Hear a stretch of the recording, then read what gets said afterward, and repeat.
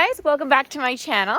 It is a balmy 30 degrees today, which feels amazing. It's nice to go out in a lightweight jacket and feel pretty warm. Hey, Miss Raven. What a cute little pony. My goodness, you're so beautiful. Look at those snowy lips. You're so beautiful. She's like, can we train? Check out this fuzzy coat. They have not yet started to shed, but I'm guessing that it's gonna happen literally any day. You can kind of see. Even though we have a lot of cold days ahead, it's the lengthening daylight hours that trigger a horse's coat to start shedding. So right now it's January 26th. And honestly, usually right around Groundhog Day is when mine start to shed. Hi, look at this beautiful orange mane, my goodness. So beautiful. You know that, Raven? You're so beautiful. She's backing up. So she has like a start cue for her Liberty training. I have her back up before we start. This is the first thing that I will ask for when I begin a training session. Look at her. She's so cute. You really want to train, huh? You're so beautiful. Say hi. Say hi to the people. Oh, that's a nice shot of her teeth. You're so gentle. Such a lovely little mare. So I've been experimenting with what I like to use for my food rewards. So lately I've been using alfalfa cubes, which you don't want to feed whole. Anyway, that's like all gone, but they kind of break into like little pieces. I think I've showed it before. Then I have Timothy pellets, which I'm going to use right now.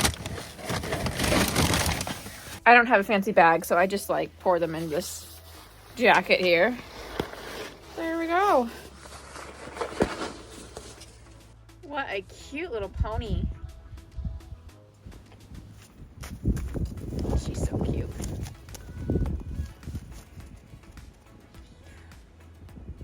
All right, so yeah, here's my handy dandy little stand. This is slightly more sophisticated than the alfalfa cube I used the other day.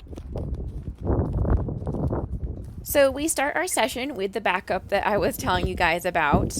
I do that because I want to encourage keeping that personal space bubble around myself and making sure that she's not pressing into me. And it has sort of become her way of telling me that she's ready or wanting to train, which isn't a bad thing at all, but I might change that in the future. I don't know. We'll see. Right now, it's not a problem. I don't mind it.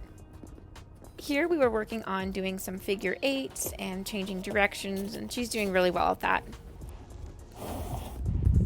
I'm a little hesitant in asking for the trot. I'm trying to be very careful because right now the footing's not so great. If you don't live in an area with snow, what happens when you start packing the snow down and then get sunshine, the snow starts to melt a little bit and then that turns into ice. So that's when you start getting that dangerous footing. And so I'm just being really mindful of that. Not to mention this area that we're working on isn't level either. So that definitely is something I have to factor in as well. It's really not too bad today, but because we're just shy of those freezing temperatures, the sunshine melting the snow and refreezing is definitely at hand, so it could get a lot worse. I'm just trying to be cautiously aware, and while it was warm, I also wanted to take advantage of those temperatures and do a little rearranging of my panels.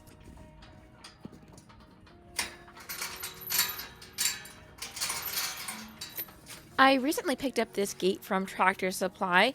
Thank you so much to the person who had gotten the gift card off of my Amazon wish list that went towards this gate here. And I also want to say a quick thank you to those who have recently gotten super thanks for me. Those are just really sweet and I really appreciate it.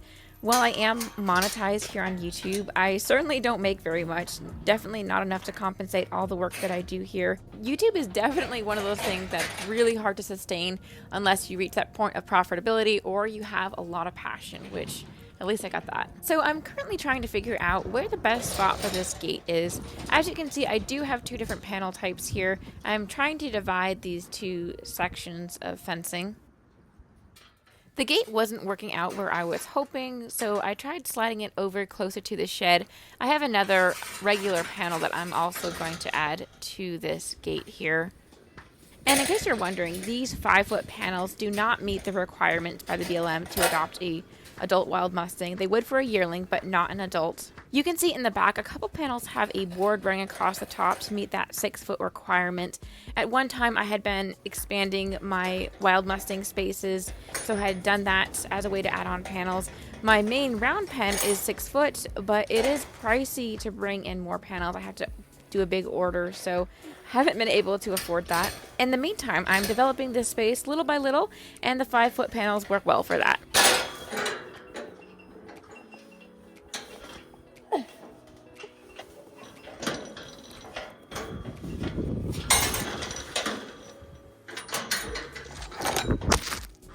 My current panels are very much frozen to the ground. I was able to connect the bottom pin, but not the top. So now I'm flipping to see if I can have any luck doing it the opposite way, where I have the top pin and now I'm trying to get the bottom pin.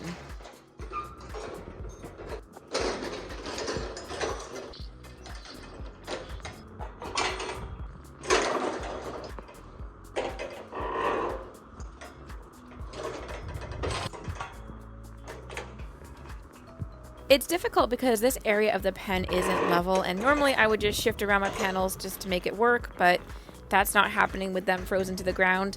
And I don't really want to prop up the other end on like cement blocks or something like that, so I figured I will try again maybe when we have a thaw. Now I just have to undo what I worked so hard to get in. I'll try again later in the spring, but I definitely want to be able to have this space so I can divide my horses easily. And I'm kind of thinking ahead towards even summer when I have got my horses at the rental barn. You know, hey, maybe I can trailer them over here for a day, you know, be bringing the horses back and forth for just some more exposure and training. So for now, I'll put these panels in the most scenic part of our property. Just kidding. But we seriously lack storage here at this property. Here I have a couple extra panels, as well as some of my damaged ones that have been hit by tractors or had the pins completely blow through, which actually is fixable. I just haven't done that yet. I do need to fix or move these panels by spring. When spring rolls around, I really want to clear out this space by the shed because it kind of is prime real estate as it creates shade for the horses. So here's an example of what we did to extend the height on our 5-foot panels, and it worked to meet the requirement, but honestly, getting the real 6-foot panels definitely the better option, and especially a heavy-duty panel. I'd love to upgrade my panels to the heavy-duty ones, but like I mentioned in my 2025 goals video, as much as I would love to do it again with another wild Mustang, I'm really just settling in this year and practicing contentment with the horses that I currently have. That being said, those new panels have dropped down on my priority list.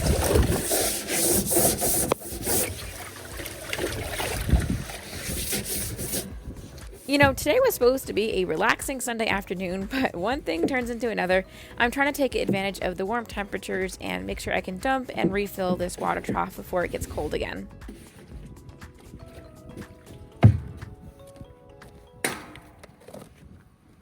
I cringed as soon as I dumped this. I usually try to angle it to the outside of the pen, but just happened to forget this time. Once I get the stock tank dumped, I have to go inside to grab my hose where I have been storing it just to make sure that it stays unfrozen. And then it's time to unscramble this thing. It has definitely been nice to have a few days that are a little bit warmer. It makes tasks like this just a little bit easier. I'm especially grateful to be able to shed some of the heavy winter layers.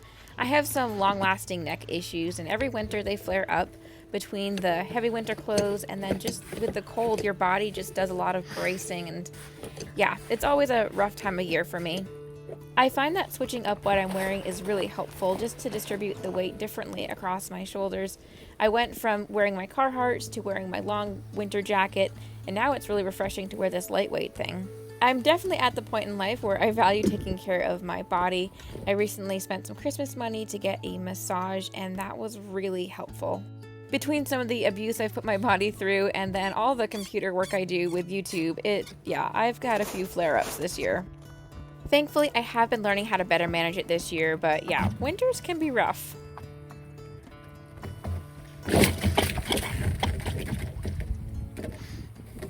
This is my handy dandy floating heater, and it does a really good job at keeping the water from freezing, minus maybe the inner edges. Those tend to build up with some ice.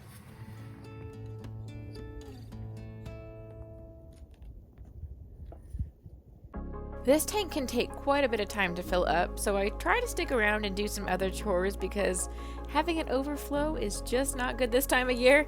I've definitely done that recently, and yeah, the ice is not good. The girls are finishing up some alfalfa. Sparrow's got her green lipstick on. It's so cute. Raven came up to me looking like she was wanting to train again. And sure enough, she lets me know she's ready by backing up. Hey, she's ready.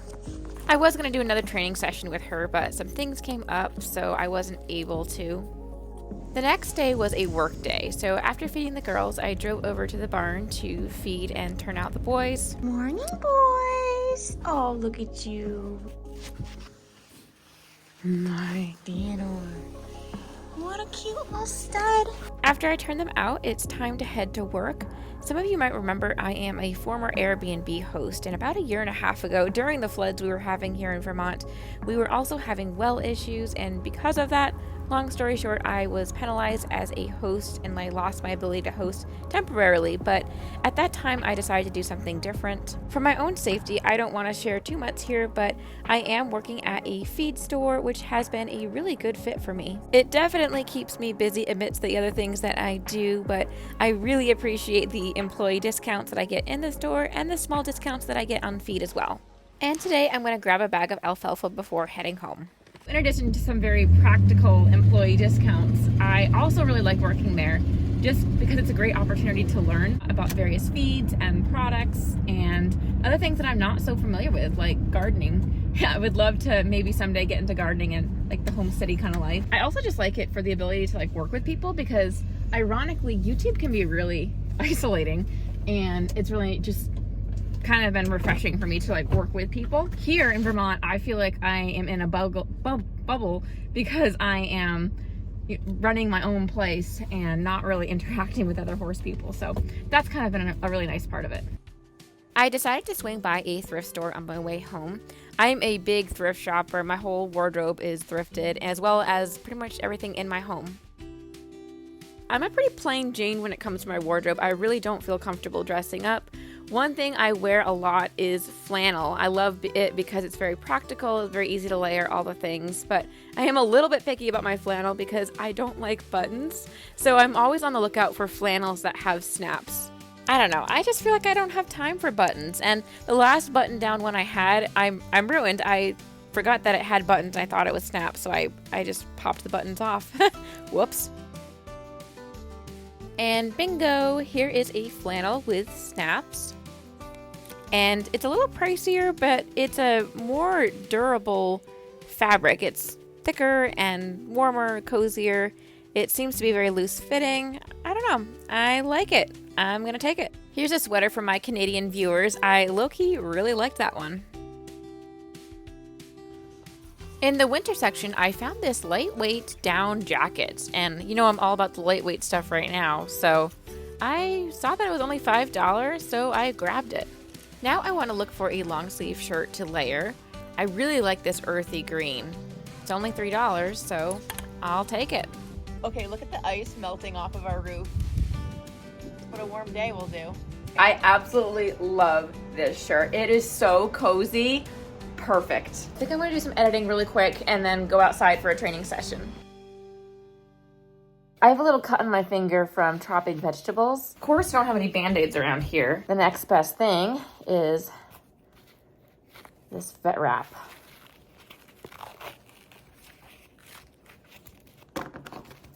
Beautiful. It was one of, oh geez. I just like slipped on ice.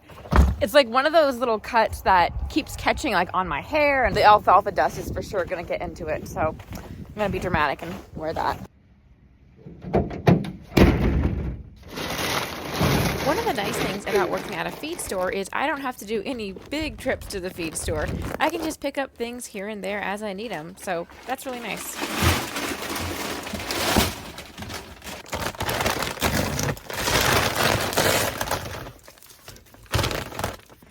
right, so here's the alfalfa cubes that I've been training with. So I break these up into smaller pieces. So these cubes will kind of break into these little small things.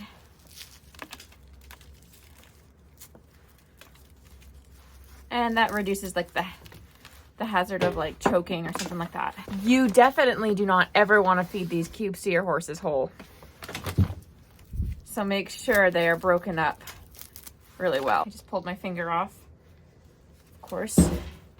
Get that gone there. Ow! I just like pushed my skin back, I'm pretty sure. Ouch. Raven signing up quickly. Just gonna let her go here. But this area, I am trying to keep this like untrampled. This is going to be like their first grazing pasture. At least that's the plan. So right now, because the ground's frozen, as there's snow, I'm not terribly worried. She might roll or not. I'm gonna go for a roll. So yeah, I'm hoping to have some like natural obstacles in here, and this is going to be like a, yeah, just like a fun little training area. It's pretty small. You want to train?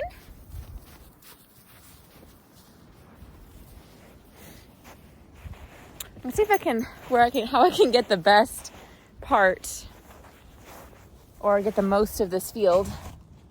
I think like right here. All right, you should be able to see the most right here.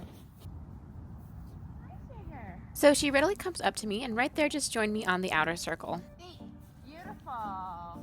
I was already a little bit surprised because this is her first time in this space in months and there are so many distractions. I thought I was about to lose her here, but she chose to stay connected and offered a trot. So I just want to play around with this energy for a little bit. I'll ask for a direction change here and just see what's going on. There is a cold north wind right now, and she's a little unsettled, but I'm impressed with how she's staying connected. I mean, she always impresses me, though. She is such a genius pony. She's so smart. She learns quickly, retains what she learns. I'm just very impressive little mare. That was actually her first time doing a little burst of canter, so she gets a jackpot for that. So yeah, I'm just experimenting right now, playing around with a little bit of the energy that she has. My gate just blew down right here, so I gotta fix that. I decided to add in the log on the ground here and see if she'd go over it, and no problem. So yeah, like I said, I'm just playing around right now and I'm observing her behavior, her reactions, and while there's a lot of things that I really like, there are a lot of things that I really don't like. And as I watch these videos, I'm more and more confirmed on those feelings. When you're in the middle of the circle training, there's a lot going on that you're paying attention to. Your own body, the horse's body, the training, their movement, all the things. And it's really nice to sit back and watch video because you can focus in on one thing in particular. So when I look at Raven, I'm not happy with what I see. I see her body, I see her movement, and I don't see a very comfortable and balanced horse. This isn't anything new, but I think I'm at a point where I'm just gaining more and more clarity, and the more you start to see, the more you just can't unsee, and yeah, I'm just at a place where I'm really settled in and wanting to learn all I can learn and see what can I do about this. Today, I'm really just collecting some data, playing with the energy and testing the connection and observing her. And like I said, I'm really not happy with her movement patterns, and there have been a few little communications along the way that just don't lead me to think that she's very comfortable. Little tail swish right there, another form of communication, and at this point I decided that we're going to cut out that log.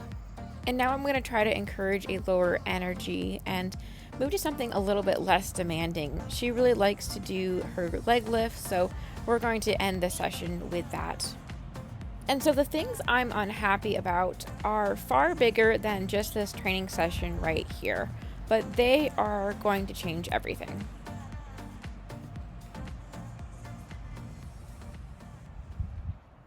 So I have so much to say on this topic, and I'm probably going to forget to say things because that's just how I am. But I am very much of the belief that a lot of issues with horses are lack of communication, understanding of the communication, but also pain and discomfort and just their physical ability to do something, and people maybe misunderstanding that. I think a lot of equestrians aren't even willing to step back away from maybe what their goals, their hopes were, and evaluate the situation from like a holistic perspective and push their horses through pain and discomfort, either from ignorance or just a lack of desire to understand. They don't want to open that can of worms.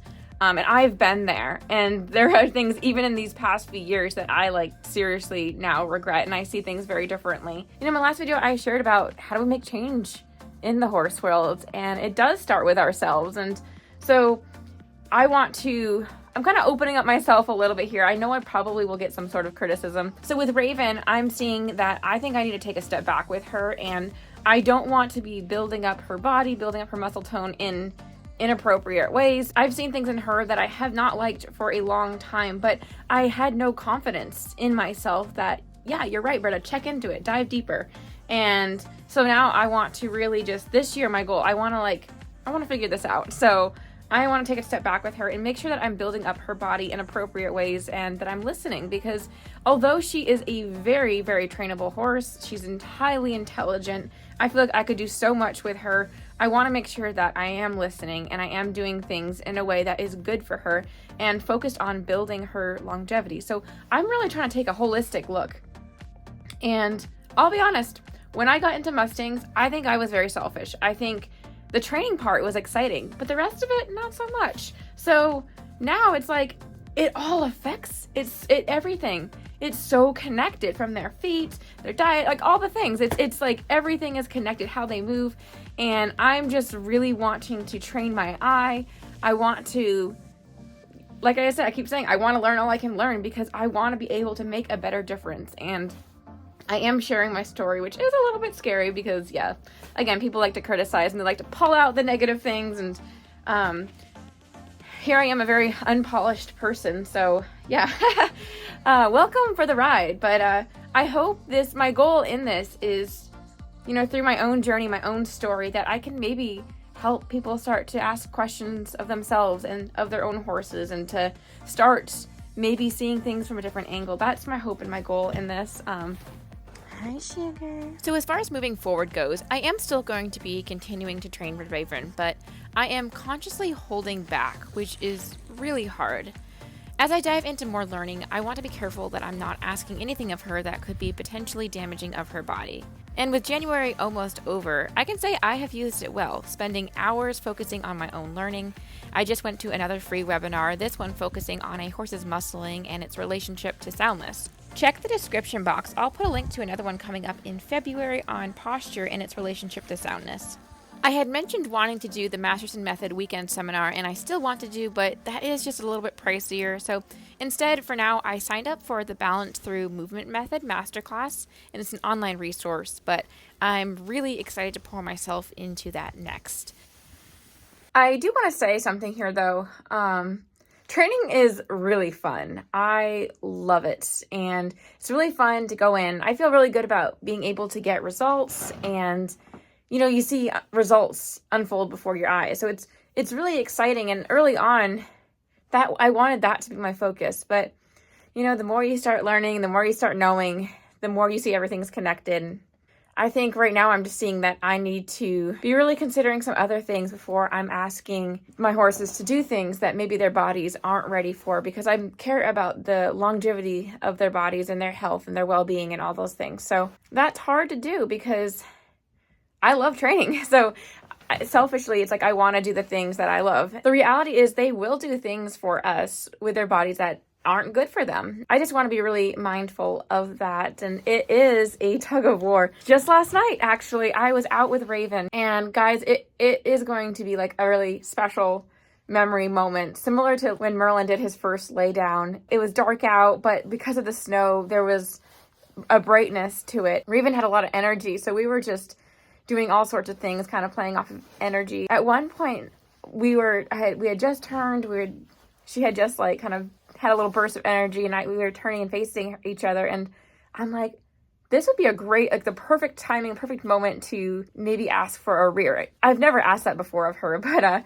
I kind of just like raised my energy and she responded with a rear. And I'm like, oh, whoa, that was really cool and really special. And I marked and rewarded that. Really wasn't thinking because I'm at the spot where I'm trying to move away from some of those things that might be compromising to her body. If she's not doing it with good biomechanics, like I don't really want to be encouraging that. Anyway, so today I was training and I was kind of sloppy in my training at the time, but I was asking her, I was starting to do leg lifts and I was asking her to lift her left leg and she reacted with giving me, offering a rear.